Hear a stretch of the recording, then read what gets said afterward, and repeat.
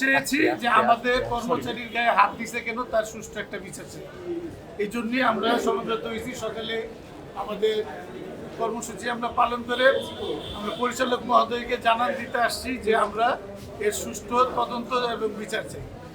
স্যারের রুম থেকে কি কথাবার্তা বলছে ঠিক আমরা জানি না। আমরা কিছুক্ষণ পরে যখন আমরা শুনতে পাই যে আমাদের এক কর্মচারীকে তালা চাইছে, তালা মারবে, এক কর্মকর্তার রুমে তালা মারবে, এই তালা উনি বলছে যে আমি তো তালা মারতে পারি না, তালা আমার কাছে নাইকা। উনি এই কথা বললো কেন? তাকে দোষর বলেই তাকে মারধর করা স্টার্ট করে।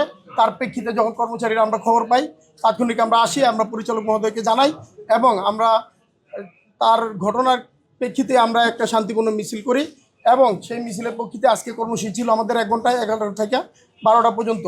আমরা শান্তিপূর্ণ কর্মসূচি পালন করে আমরা এখানে এসে পরিচালক মহোদয়কে অবগত করব যে আমরা শান্তিপূর্ণ মিছিল করেছি। আমাদের 24 ঘন্টার ভিতরে আমাদের যে মার্চে আমাদের কর্মচারীকে ভিডিও ফুটেজ দেখে তার সুষ্ঠু তদন্তের মাধ্যমে সুষ্ঠু বিচার করবেন।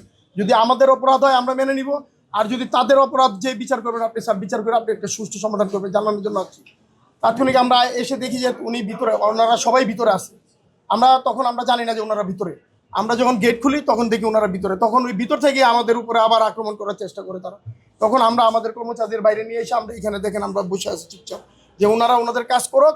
ওনারা চলে গেলে তখন আমরা পরিচালক স্যারকে আমাদের ঘটনা আমরা যে দাবি জানাইছি যে 24 ঘন্টার ভিতরে দোষীর সাব্যস্ত যে দোষী তার বিচার করতে হবে, এই বলে আমরা পরিচালক স্যারকে জানানোর জন্য এখানে অবস্থান করছি। ধন্যবাদ।